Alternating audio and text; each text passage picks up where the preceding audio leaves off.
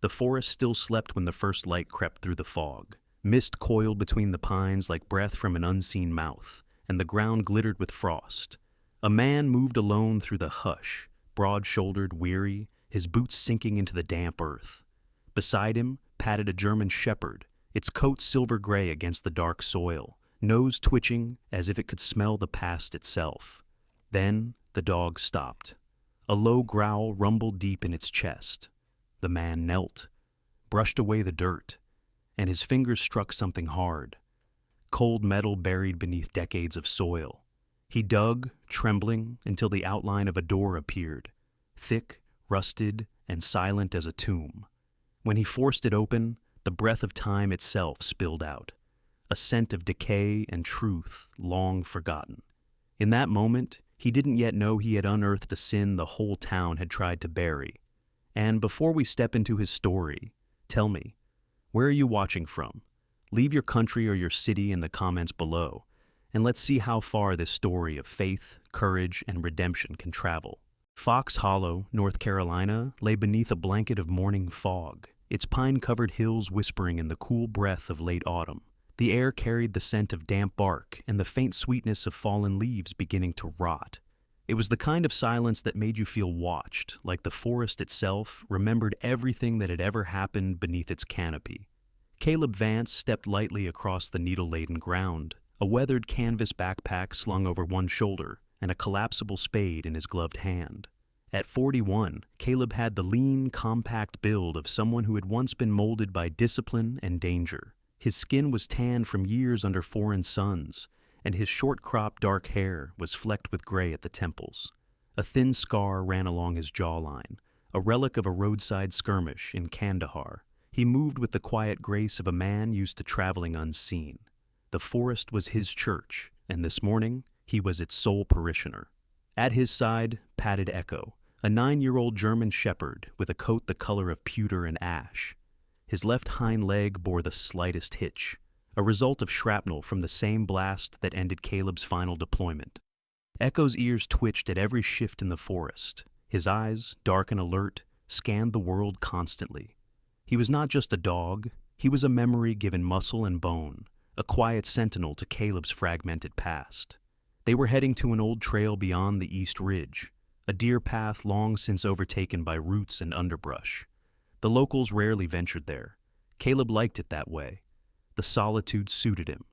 The trail sloped downward toward a ravine, carved shallow by spring floods, now little more than a damp indentation in the forest floor.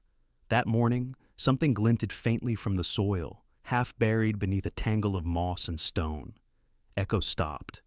His hackles rose subtly, not from fear, but from alertness. He gave a low whine, nose hovering over the patch. Caleb crouched.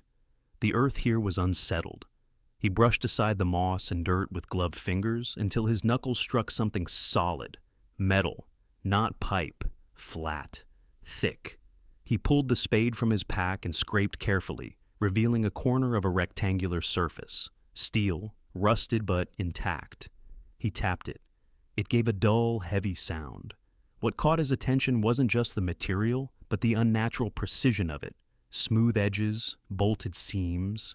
It wasn't logging equipment or an old still. It was something built to contain or protect.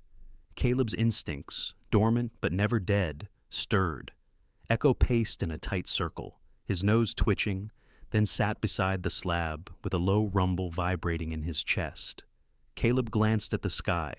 Mist still clung to the treetops. He had time. He dug deeper, exposing more of the object. A section of door, maybe, or a wall. The steel was buried deep, as if the earth had tried to forget it. Whatever it was, it had been here for decades. By the Worm's time, Caleb paused for water. A wide portion of the structure was revealed, a sunken panel with a heavy seam down its center.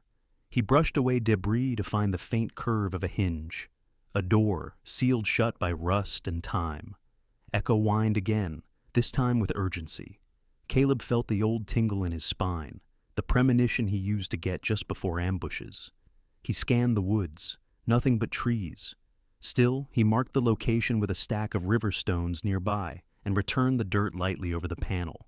He wouldn't try to open it, not yet, not alone. They turned back toward home, Caleb's mind already replaying the weight of the metal, the exact thickness, the layout. Echo kept close, brushing his side. It wasn't just what they had found. It was the way the forest had reacted, as if some breath had caught in its throat.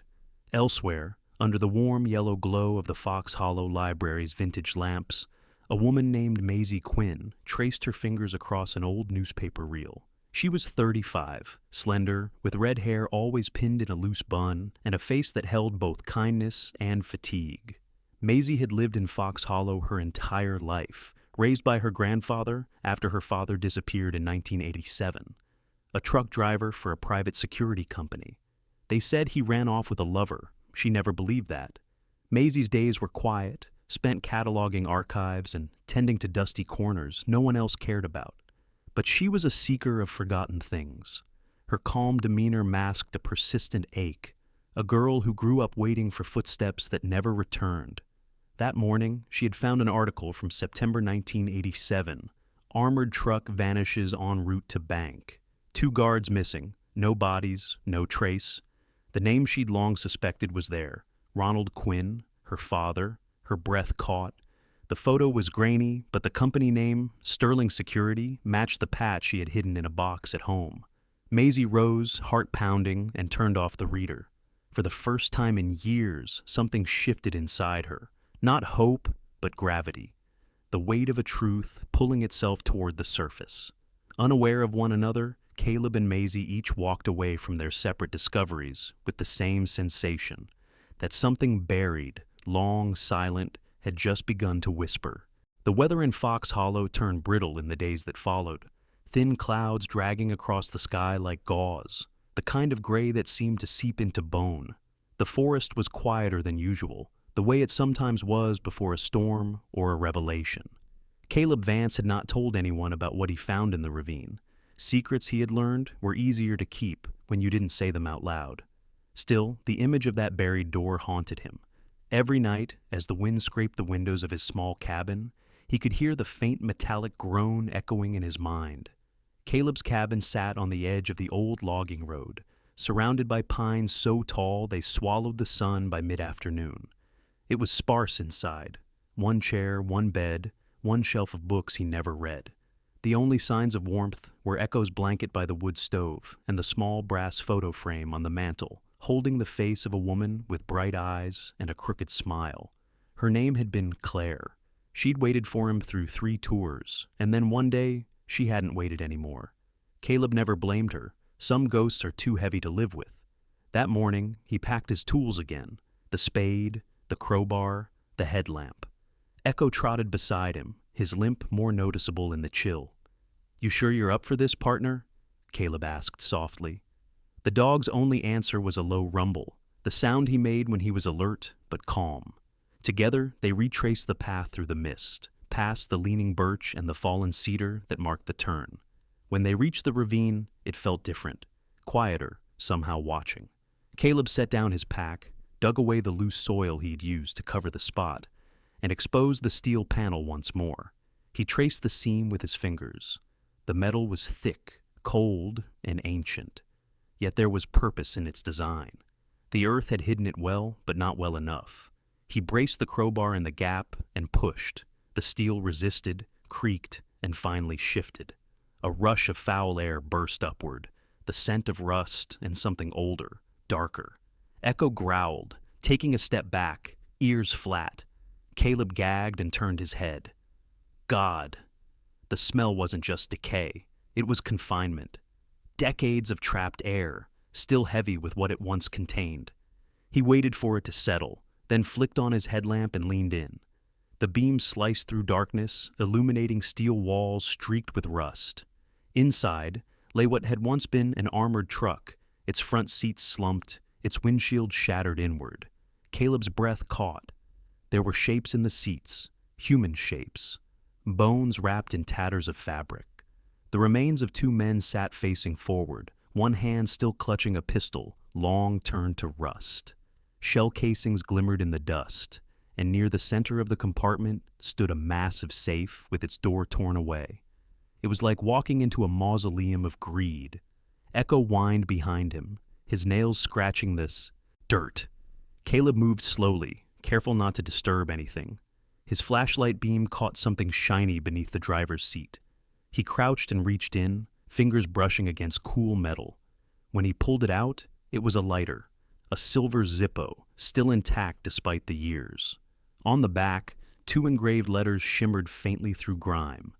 W.D. Caleb turned it in his hand, his reflection warped in the dull shine. Whoever those men were, someone had wanted this buried, not just hidden, but erased. He pocketed the lighter, gave one last glance at the skeletal figures, then backed out. Echo pressed against his leg, eyes fixed on the open door. Caleb resealed the hatch with dirt and pine needles, his motions methodical, as if closing a wound. "We come back later," he murmured, "not alone." Back in town, the day had grown thin and cold. Inside the Fox Hollow Library, Maisie Quinn stood behind the desk, the glow of the reading lamp soft on her pale face. Her hair, that distinct auburn red, had fallen loose from its bun as she flipped through old files. The article from 1987 still lay open beside her. Sterling armored truck vanishes.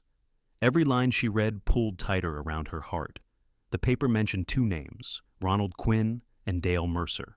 She whispered her father's name under her breath, as if saying it might summon his voice. For most of her life, Maisie had lived in quiet routines, morning coffee, shelving books, polite greetings to neighbors who never quite knew what to say to the girl whose father had run off. But the truth, she suspected, had been buried along with him. She closed the file, took a deep breath, and reached for her coat. If anyone would know the story, it was Sheriff Wyatt Dorsey.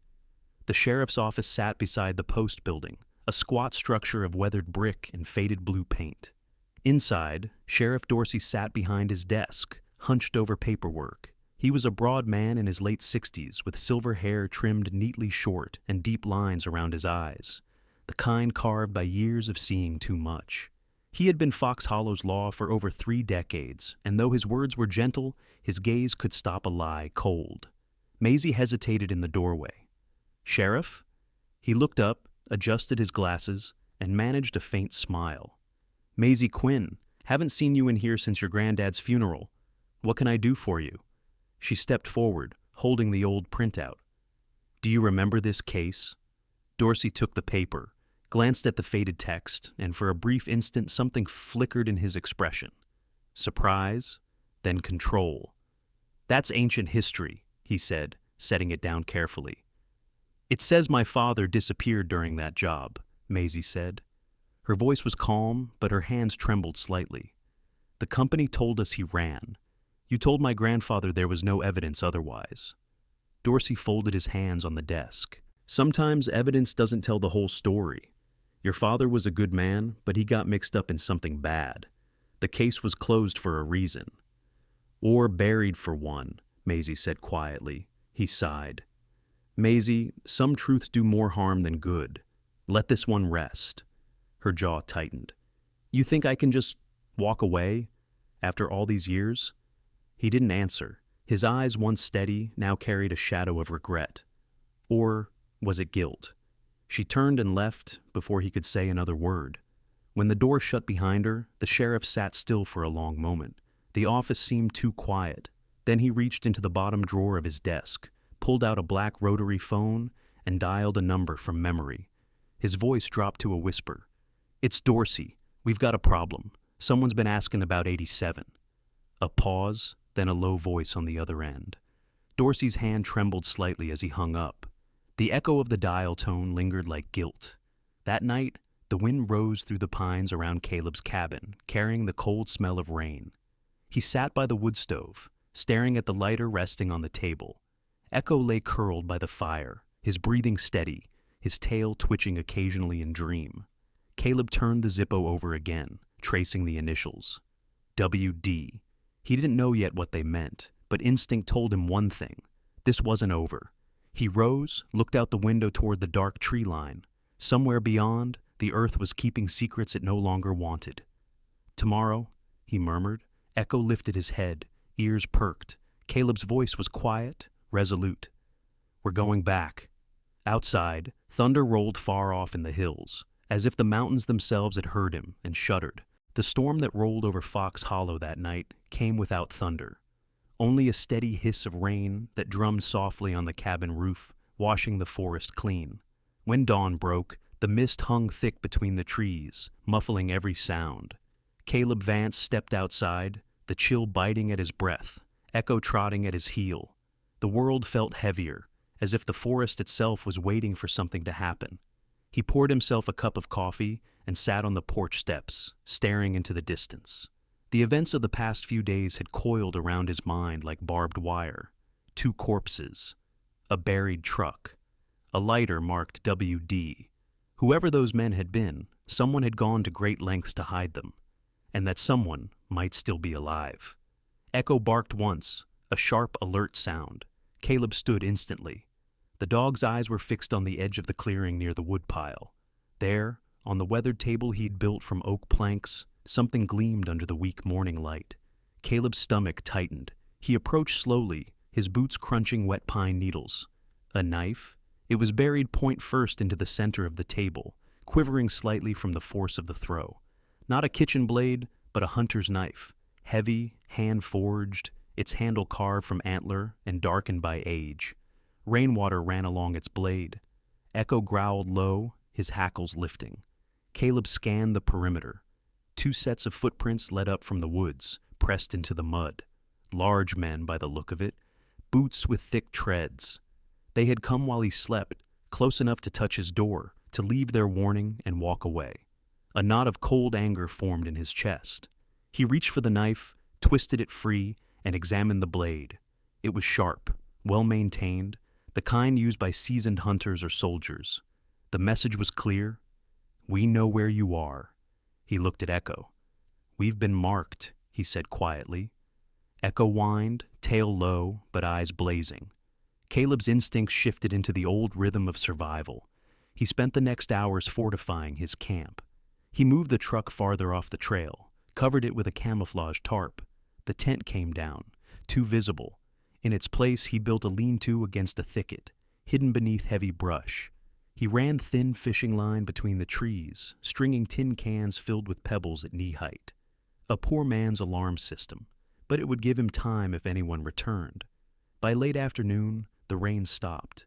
The sun filtered weakly through the canopy, turning the wet forest into a haze of gold.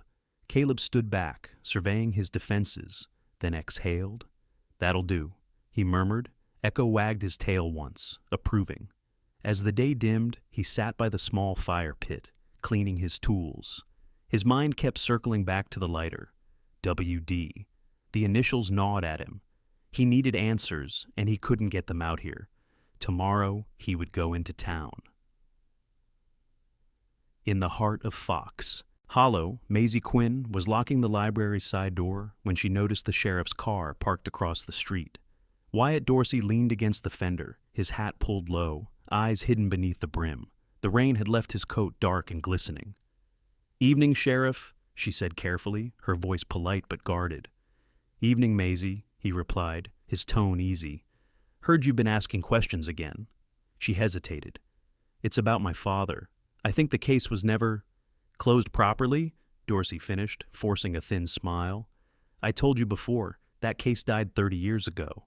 You keep stirring old ghosts, you'll only dig yourself a grave beside them." Something in his words made her shiver. "Is that a threat?" He tipped his hat. "A warning. Fox Hollow's a small town. Some things are better left under the dirt." She met his gaze, defiant. "My father's under the dirt, Sheriff. Maybe you should have thought about that 30 years ago." Dorsey's jaw tightened. "You watch yourself, Maisie." He got back into his car and drove away, tires spitting gravel. Maisie stood there long after he was gone, her heart thudding, anger replacing fear. When she returned home to her small house by the creek, she pulled out an old tin box from beneath her bed. Inside were her father's keepsakes, a worn wallet, a faded photograph of him standing beside a truck with the Sterling Security logo, and a pocket diary wrapped in oilcloth. She had never dared open it before. Tonight her hands trembled as she untied the string. The writing was shaky, the ink faded. They want us to take a detour. Don't trust the deputy. Something feels wrong. The entry ended there. The date, September 12th, 1987. The day before the armored truck vanished. Maisie stared at the words until her eyes burned. The deputy. Who was he? She turned on her desk lamp, searching the old articles again. And there it was, a name buried in the small print. Deputy Wyatt Dorsey, lead investigator. Her breath caught. The lighter Caleb had found in the woods bore the initials W.D. Far from town, the forest around Caleb's camp had gone still. The fire crackled low, throwing long orange shadows across the clearing. Echo lay at his feet, ears twitching in sleep. Caleb leaned forward, elbows on his knees, the lighter turning between his fingers. He flicked it open once, listening to the metallic click. Inside, faint scratches marred the inner lid. Letters etched crudely, almost worn smooth. No witnesses. A gust of wind rustled the branches. Echo's ears perked up. He rose, staring into the darkness. Caleb froze, his hand drifting toward the rifle propped against the stump. The sound came again, faint, deliberate, the snap of a twig. Then silence. Caleb stood, motioning Echo to stay low. He crept toward the tree line, scanning the shadows. Nothing moved, but the air had changed. The scent of cigarettes and motor oil lingered faintly.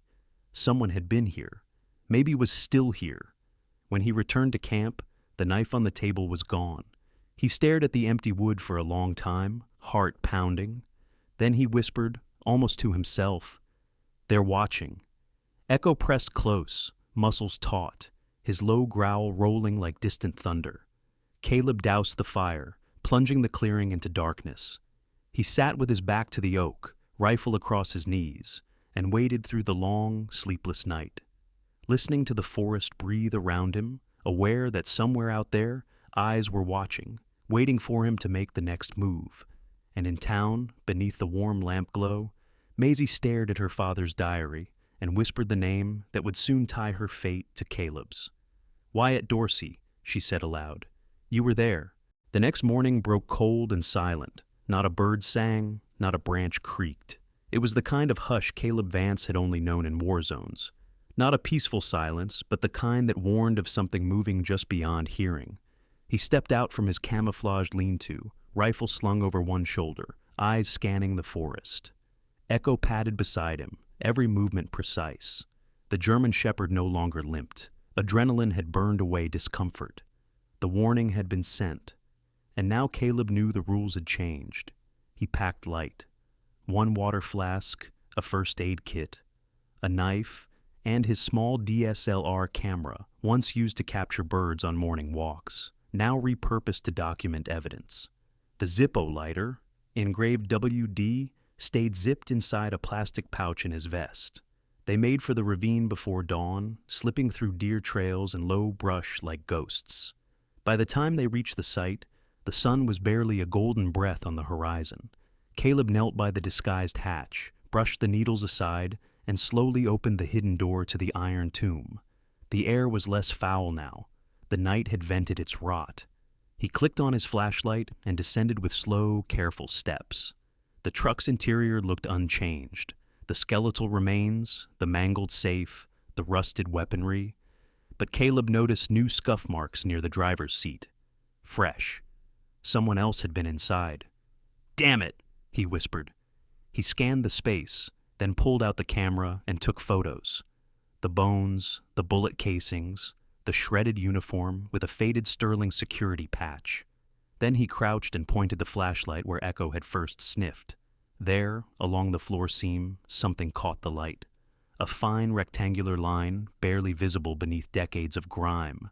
Caleb's breath hitched. He pressed the butt of his knife against it and knocked, hollow. It took an hour of methodical prying, scraping, and patient labor before the false floor gave way. Beneath lay a cavity lined with plastic that had stiffened with age. Inside, tightly wrapped bricks sat stacked like forgotten treasure, waterproofed, sealed in tape, molded with decades of pressure, money, millions by the weight of it. Caleb pulled one brick free. Inside the wrapping, bills still bore faint green ink. faded but intact. He didn't feel joy, only certainty. This was why those men had died, and why someone was still willing to kill to keep it secret. He sealed everything back and pocketed one wrapped brick for proof. Then he paused. Echo was growling at the door. "What is it, boy?" Caleb whispered. Then he heard it too. A low rumble, faint but rising. Engines. Not one, two. He darted up the bank and crouched beside Echo, just as two black SUVs appeared on the ridge trail, headlights piercing through pine shadows. They weren't here to explore. They were here to silence. Caleb didn't wait. "Go!" he whispered, and the two of them melted into the underbrush. The chase was fast and brutal. The terrain worked against their pursuers. Dense roots, wet rocks, tight elevation. Caleb had lived through Taliban patrols in Afghanistan. These men, whoever they were, hadn't. They were strong, fast, but loud. He used every trick he knew: false trails, sudden turns, low movement, and above all, silence. Echo ran ahead, never out of sight, weaving through pine and maple like a ghost. Caleb could hear the men yelling behind him. "He's over here!" "No, I heard something this way." Good. Confusion. They reached a dry creek bed where the forest dipped sharply into stone. There, Caleb remembered a narrow gap in the rock wall, a slit barely wide enough for a man to squeeze through. He pulled Echo behind him and ducked into it, dragging brush across the entrance to hide it. Inside, the cave was damp and narrow, but enough. They waited. The footsteps passed overhead. Only when silence returned did Caleb breathe again. Echo rested beside him, his sides heaving. Caleb whispered, "You did good, boy." Later, when night fell and the forest swallowed their trail, Caleb powered up his satellite uplink from his pack. He wasn't going to a sheriff. He didn't trust anyone in Fox Hollow. Instead, he opened his encrypted contacts and typed a name: Mark Jensen, FBI Field Office, Chicago. A man who owed him a favor from long ago. He uploaded photos, typed out a brief summary of what he'd found: 2 bodies, the truck, the initials, the lighter, and the attack. Attached the money photo, then hit send. The reply came within the hour. "Sit tight, I'm escalating this. 24-48 hours max." But Caleb knew he didn't have 48 hours. The men in the SUVs would be back. And next time, they'd bring more than knives. Meanwhile, in the warm light of her cottage, Maisie Quinn sat with her father's diary open beside her. She had circled the name from the newspaper article again and again: Wyatt Dorsey. Her breathing was shallow. The pieces were fitting together too neatly.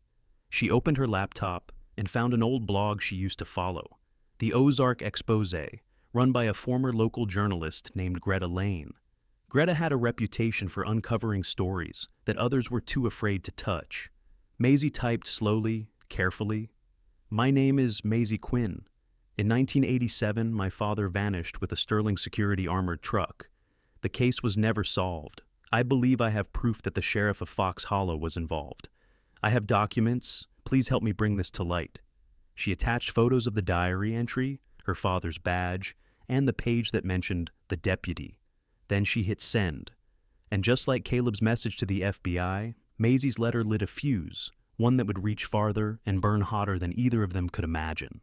Night descended upon Fox Hollow like a velvet noose, thick, heavy, and mercilessly still. The woods that had once comforted Caleb Vance now felt alive with unseen eyes. From the ridge above the ravine, he could see his breath fogging in the cold air as he crouched beside Echo, the German shepherd silent and motionless at his side. Below them lay the half-buried armored truck, the heart of the storm. And tonight, that was exactly where Caleb intended to end it. He had spent the last 12 hours preparing. His soldier's instincts had returned as naturally as breathing. The ravine had become a battlefield once more, just like the ones he'd survived overseas. Except now, the ghosts he faced weren't in desert camouflage, but hiding behind the law itself. The plan was simple, brutal, and final. He'd reopened the truck, cleared space along the entrance, and rigged a web of tripwires made from fishing line and tin cans filled with pebbles. They wouldn't injure anyone, just make noise. He wanted control, not chaos. The flashlight he'd mounted in the trees would serve as bait. a faint glimmer mimicking his position. Echo lay low behind a cluster of rocks, eyes glowing faintly under the half-moon. Every sense in Caleb's body was on high alert. The ravine's silence was unnatural. He checked his watch. 11:57 p.m. Any minute now. And then the distant growl of engines broke the night. Two sets of headlights appeared at the far end of the trail.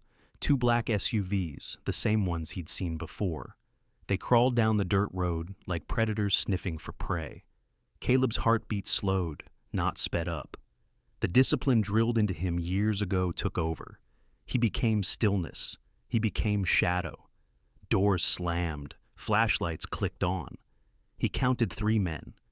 2 he recognized from the chase, the hulking driver and the bearded man with the limp Miller. The third man, older, more deliberate in his movements, stepped out last. His posture was too composed, his authority too natural. Even from this distance, Caleb knew who he was. Sheriff Wyatt Dorsey. The engraved initials on the Zippo lighter suddenly burned through Caleb's pocket like molten lead. WD. Not a coincidence, not a relic, a signature. Dorsey barked orders to his men, his voice low but sharp. Spread out, he's close. I want eyes on that truck. Check the door. See if it's been opened again. Miller limped toward the ravine edge, rifle raised. The driver moved opposite, flashlight sweeping across the ground. Caleb waited until the first tripwire rattled. The faint jingle of metal cans sliced through the stillness. The driver froze. What the hell? Before he could finish, Echo bolted from the shadows, a silent gray blur. He didn't go for the man's throat. Caleb had trained him better. Instead, Echo lunged for the rifle, clamping his powerful jaws on the weapon's stock and twisting it from the man's grip. The driver stumbled, cursing, and fired a blind shot that ricocheted off the rocks. Echo vanished back into the brush. Damn dog, Miller shouted, spinning toward the noise. Caleb moved like a whisper. He slid down the slope behind Miller, grabbed the man's collar, and drove the butt of his rifle into the back of his neck. Miller crumpled soundlessly. The driver, panicked, turned toward the noise, and froze when he saw Caleb step from the darkness. Drop it, Caleb ordered, his voice calm even. The driver hesitated. Then, behind him, came Dorsey's voice, smooth, venomous. Well, the sheriff drawled, emerging from the shadows, pistol in hand. I'll be damned, Caleb Vance, the hero of Kandahar, isn't it? You should have stayed gone, son. Caleb didn't lower his rifle. You buried 2 men out here, Sheriff, and $5 million. You think nobody would ever find it?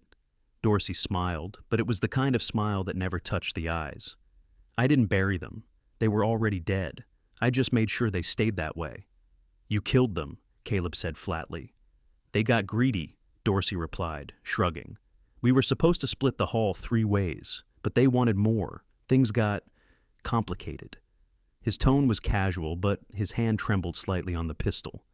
You see, that's the problem with greed. It always comes back. You've been living off their blood for 40 years, Caleb said. How many lies did it take to keep that quiet? Dorsey's expression hardened.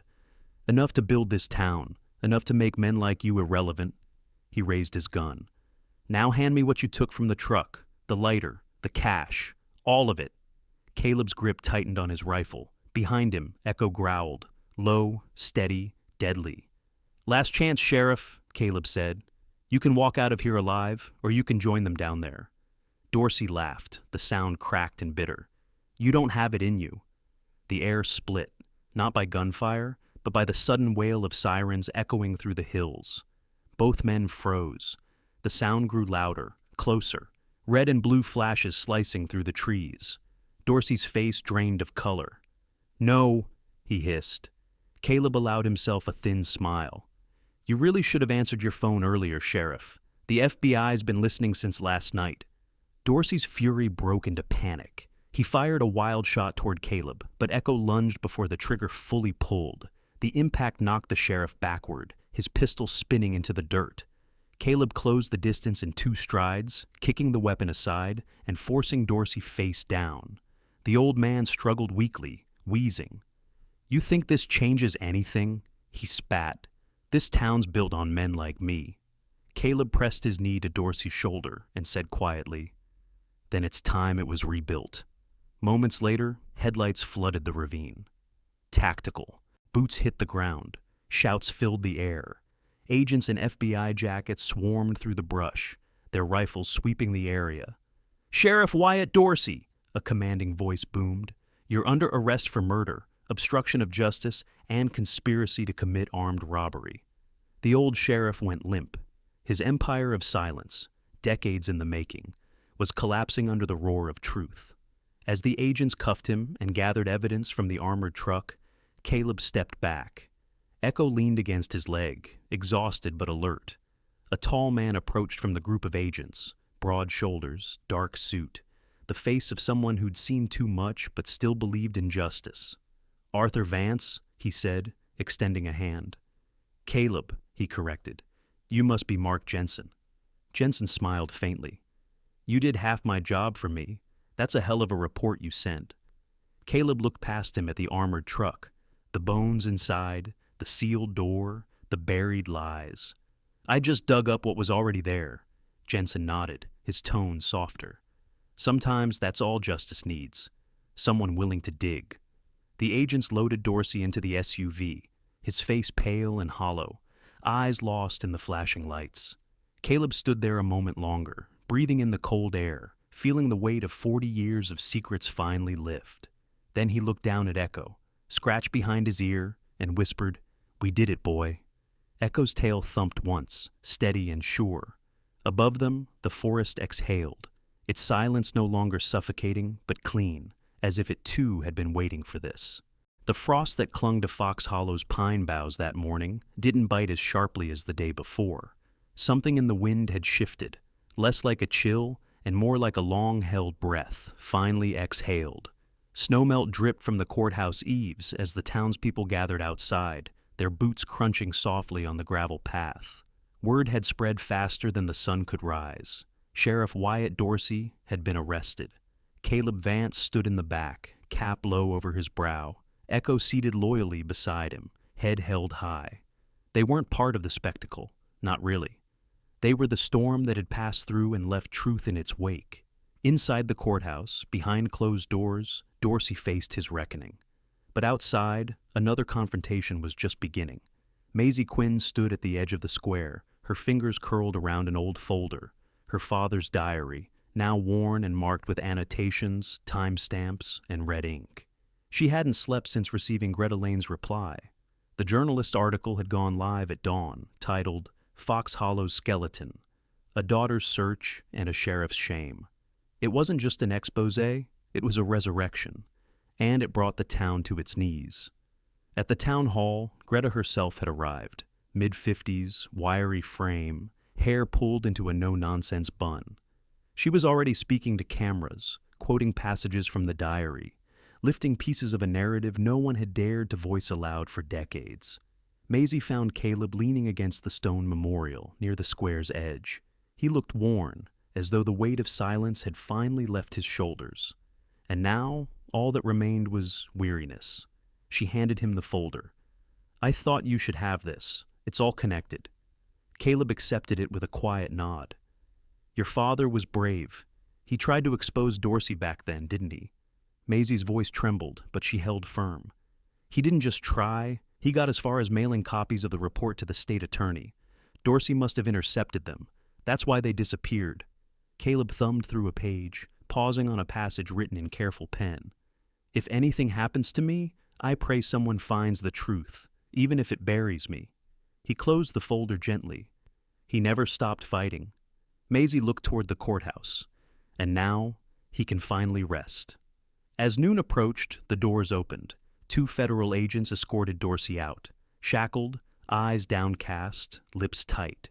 The crowd grew silent, not from fear, but from awe. They were seeing the fall of a man who had reigned with secrets, and some of them, those closest to him, now looked at one another with disbelief. "Will you testify?" Greta asked Maisie as the cameras turned. Maisie glanced at Caleb, then nodded. "I will, for my father, for everyone who lost something to this lie." Greta smiled, eyes moist with restrained pride. "You're braver than most." That night, as the wind hummed gently through the pines, Caleb returned to his cabin. He built a fire, warmed Echo's blanket, and opened a bottle of bourbon he'd been saving since he left the army. He poured 2 glasses, one for him, one for the empty chair across the hearth. "To the ones who didn't make it," he said softly, "and to the ones who kept believing." Echo, curled at his feet, lifted his head and thumped his tail once. Later, just before midnight, there was a knock at the door. It was Maisie. She stood with a small, hesitant smile, a tin of ginger cookies in hand. "You saved this town," she said. Caleb chuckled. "Not alone." They sat by the fire, 2 people bound not by blood or fate, but by truth. She asked about his time in Kandahar. He asked about the books she used to shelve in her father's name. And when she left, the night felt less haunted. Sometimes the truth lies buried for years, covered by fear, silence, and sin. But just like the light of dawn breaking through a long winter night, God's justice always finds a way to rise. The story of Caleb, Maisie, and Echo reminds us that no matter how deep the darkness goes, faith and courage can bring light back into the world. God works through ordinary people, a soldier seeking peace, a daughter searching for her father, and even a loyal dog guided by instinct and love. His miracles are not always thunder in the sky. Sometimes they are quiet moments of truth, courage, and mercy that heal broken souls. In our own lives, we all face hidden battles, secrets we fear to face, wrongs we wish to make right. But if we walk with faith, if we believe that His timing never fails, we will see that no sin stays hidden forever and no heart remains lost when God is near. If this story touched your heart, share it so others can feel the same light of hope. Leave a comment to tell us where you're watching from and what you believe miracles look like in your life. And if you believe that God still works through courage, truth, and love, type Amen in the comments to bless this story and everyone who still believes in the power of His miracles.